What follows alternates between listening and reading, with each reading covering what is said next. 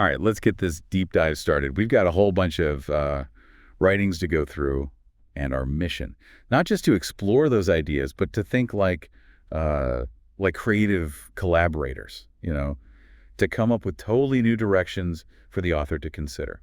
The amazing thing about these writings is how they jump between different topics, like from mutant powers to the philosophy of tea. Yeah, that's what really grabbed me about this first passage. It's about mutant powers, but not in the typical way, you Mm-hmm. know, like not the whole good versus evil thing. Yeah, yeah. This author's arguing for something more playful, something more artistic even. Right. Like, what if those powers weren't about saving the world or destroying it, but just about pure self-expression? Exactly. And the example they give is so vivid. Two mutants using their powers to create the aurora borealis. Come on, how cool is that? It really shows you the boundless potential of creativity when we let go of all limitations. It makes you wonder what else is possible when we approach things with that same kind of playful freedom. Now let's switch gears a bit. There's this example of a police officer, Raquel, who falls for a criminal, Sergio, and all of a sudden her whole dedication to the law is at odds with her feelings for him. This is a perfect illustration of the tension between our inner desires and the things that try to control them. You could say in Lacanian terms, it's that clash between the law, those rules of society and enjoyment, which is about our own drives and desires. So for Raquel, choosing love means choosing enjoyment, even if it means breaking the law, the very law she swore to uphold. That raises a lot of questions, doesn't it, about the consequences of our choices. Absolutely. It forces us to think about what happens when our desires clash with expectations. Do we sacrifice our happiness to fit in, or do we break the mold and follow our own path, even if it means breaking the rules? Now let's jump to something completely different. This author talks about a small town with some, let's just say, peculiar habits, and how they view this famous writer who lives there. It's kind of funny how the smallest details of daily life become magnified under the community's watchful eye. This is a great example of what Lacan called the big other. Now, it's not an actual person, but it represents all the forces that shape our behavior. Societal expectations, cultural norms, all the unspoken rules. And in this little town, that big other is basically the watchful gaze of the whole community. Right, so it makes you think, how much of who we are is shaped by those forces? Are we truly free individuals, or are we constantly performing for an invisible audience? And that question's even more relevant today with social media and the pressure to present a certain image. For sure. Okay, now for something a little more on the theoretical side, this author talks about two types of logical implication, which they call masculine and feminine. They even give formulas for each one. Now, this concept might seem a bit heavy at first, but it's rooted in Lacan's formulas of sexuation. And remember, those formulas are not about biological sex. They're about the different ways we relate to knowledge and desire. So it's not like saying men think one way and women think another. It's more about recognizing there are different approaches to logic, different ways of arriving at truth. Exactly. And the author really pushes us to think about how these different approaches shape our understanding of the world, our relationships, our creativity, all of it. Now, who would have thought that tea could be so philosophical? This author uses tea to illustrate Lacan's four discourses. It's actually a clever way to make those complex psychoanalytic ideas a bit more accessible. By breaking down the act of making and drinking tea, you can see how it all connects to the subject, the master signifier, knowledge, and the object cause of desire. I have to admit, I never thought I'd be thinking about the deeper meaning of a cup of tea. Yeah. But it does make you think about how even the most ordinary things can reveal something profound about who we are. It reminds us that meaning isn't always found in those grand pronouncements, but in the everyday details. Right. Okay, next up, the author tries to redefine God and nature. This is where you see how the author challenges conventional thinking.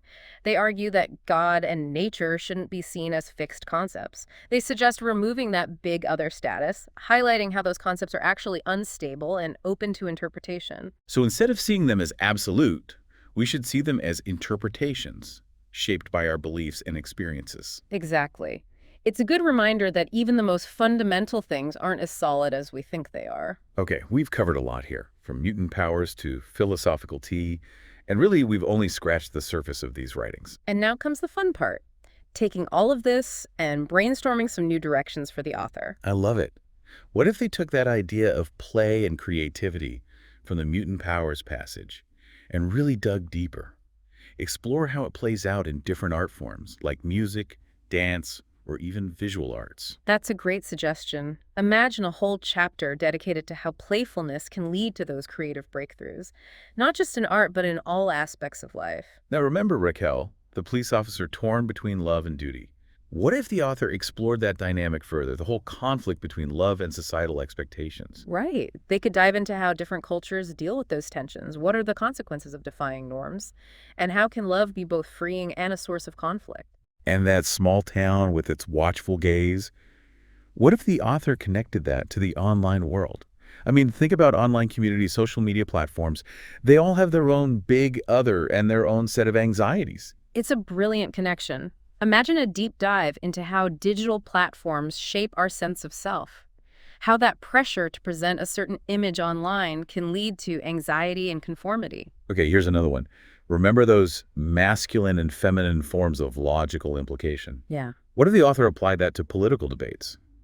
We could see how those different approaches to reasoning shape our understanding of complex social issues. That's powerful. It could offer a fresh perspective on the polarization we see today. And one last thought. We have climate change looming over us, right?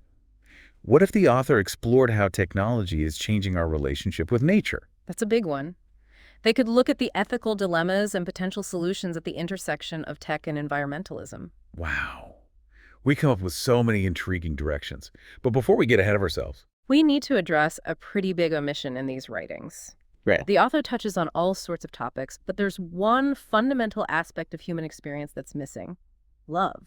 You're right. That is surprising, given the depth of the other topics. I mean, we saw hints of it in the example of Raquel and Sergio, but love itself, its complexities, haven't really been explored. And that feels like a missed opportunity. Love is such a powerful force. It shapes everything: our relationships, our choices, our very identities. It's a topic that's captivated thinkers for centuries. It does feel like something's missing, like reading a book with a missing chapter. Exactly. And that's where our deep dive takes a turn. In part 2, we'll look at ways the author could bring love into the picture, building on what we've already talked about. So, picking up where we left off, let's think about how the author could tackle this whole idea of love. I'm all for it because, I mean, love is such a huge part of life, Mm-hmm. but it can be so confusing, you know? Exactly. And that's what makes it so fascinating to explore. One thing they could do is look at different forms of love. Oh, yeah, right. Like, we often jump to romantic love. But what about family love, friendships, even love for yourself? Each one has its own challenges. That's true. Imagine looking at the expectations we have for each type of love. Yeah. Where do those expectations come from? And how do they shape how we act, even how we see ourselves? Exactly. And let's not forget about the not so pretty side of love, right? Jealousy, possessiveness, those can be twisted expressions of love too. Exploring that could be really insightful. It's true. Love isn't always perfect. Heartbreak, betrayal, loss, those are all part of it too. Right. And this is where the author could bring in those psychoanalytic ideas we were talking about before. Like, How does love connect to Lacan's ideas about lack and desire?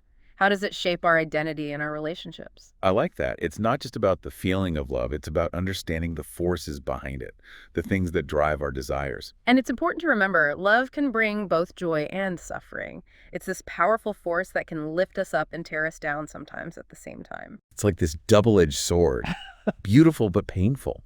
I think we've all felt that in different ways. Yeah, definitely. And exploring that duality in love is key to understanding it. It's messy, it's unpredictable. That's what makes it so interesting. And we can't forget how love bumps up against societal norms and expectations.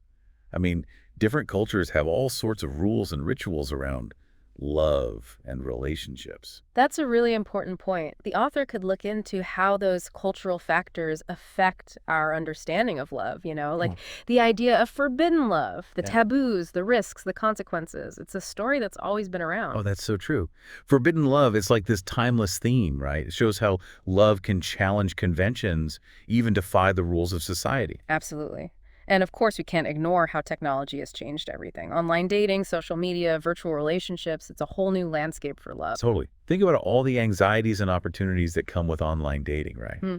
Are we more connected or less connected now with all this swiping left and right? And what about AI?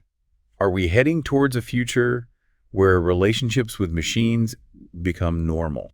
It's a strange thought, isn't it? But it's happening. The lines are getting blurry. It makes you think, what is the essence of love? What are we really looking for in our relationships, whether they're with humans or machines? Those are the big questions, aren't they? The questions that get to the heart of what it means to be human. Okay, so we've talked about different kinds of love, the good and the bad, how culture shapes it, and how technology is changing it. Hmm. But what about the power of love? It's true. Love can be incredibly powerful. It inspires courage, creativity, even sacrifice. Hmm. But it can also be destructive. Think about how love has fueled revolutions, wars, social movements throughout history. It's true. Love can motivate both good and evil, Right. but it can also be this force for personal growth. It can challenge our beliefs, push us out of our comfort zones. Absolutely. Love can break down barriers, open our minds to new things, and help us see the world differently. Okay, so we know love is complex and powerful, but how do we make sense of it all? That's the million-dollar question. And maybe that's where the author should go next, to explore the philosophy and the psychology of love, to look at the theories, the different perspectives. I can see it now, a whole chapter dedicated to the philosophy of love, asking those big questions. What is love? Where does it come from? What's its purpose? And they could talk about practical applications too, offer some insights into building healthier relationships and dealing with the challenges of love in a smart way. That's a good idea, bringing those philosophical concepts down to earth, making them relevant to our everyday lives. Exactly. But there's one more piece of the puzzle we haven't talked about yet, Mm. the spiritual side of love. Ah, yes. We've talked about psychology, sociology, even technology, but what about that connection to something bigger than ourselves? A lot of cultures and spiritual traditions see love as a divine force, a path to enlightenment, even a form of union with the universe. That reminds me of unconditional love. It goes beyond all the limits of ego and desire. It's like this ideal that's inspired so many people. That's right. Exploring that spiritual dimension of love could be a powerful addition to everything else we've talked about. It's this reminder that love can connect us not just to each other, but to something much larger than ourselves. Wow, it feels like we've gone from brainstorming to building a whole philosophy of love. It has been quite the journey. But before we get too carried away, Yeah. we need to make sure all this talk about love actually fits with the author's other ideas. Right. It's not about just adding random things, but about finding ways to build on what's already there. So how can we connect love to what we've already talked about? Well, remember those masculine and feminine forms of logical implication? Uh-huh. The author said those weren't about biological sex, but different ways of approaching knowledge and desire. Could those frameworks also shape how we experience and express love? That's interesting. It's like asking if love is something we reason our way into or feel our way into. Maybe it's both, but the balance might be different for different people or situations. Imagine the author exploring how those frameworks play out in different relationships. Yeah, like a whole chapter on how logic and emotion interact in love, how different approaches can lead to harmony or conflict. And don't forget the big other, those societal expectations that shape how we behave. They have a huge impact on love. It's like society tries to write our love stories before we even get a chance. Exactly. The author could explore how people deal with those expectations. Do they conform, rebel, find their own way? That goes back to that idea of agency and self-discovery from the Mutant Powers passage. It's all connected. It is.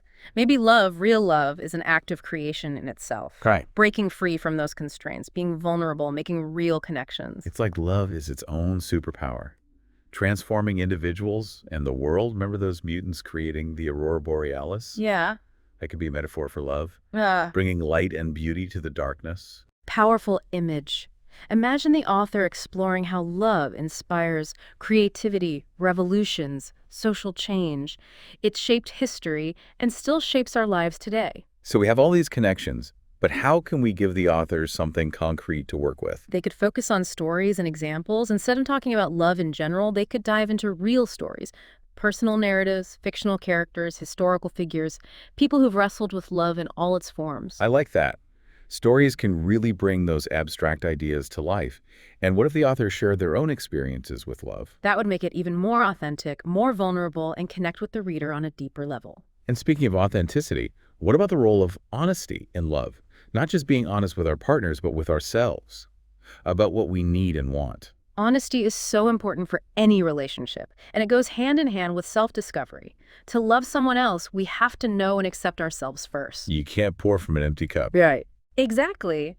And here's another thought. What about the connection between love and forgiveness? Can we truly love someone without being able to forgive? That's a tough one. Hmm. Forgiveness is hard, especially when we've been hurt.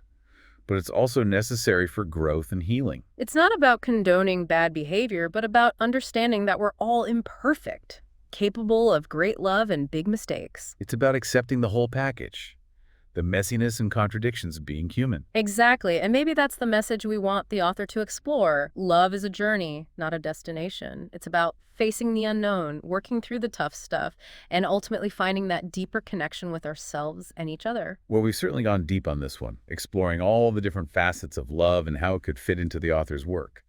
From logic and emotion to societal pressures, technology, and the power of personal stories. Absolutely. It's been an incredible journey. And who knows, maybe our deep dive will inspire the author to embark on their own exploration of love. And maybe it'll inspire you too.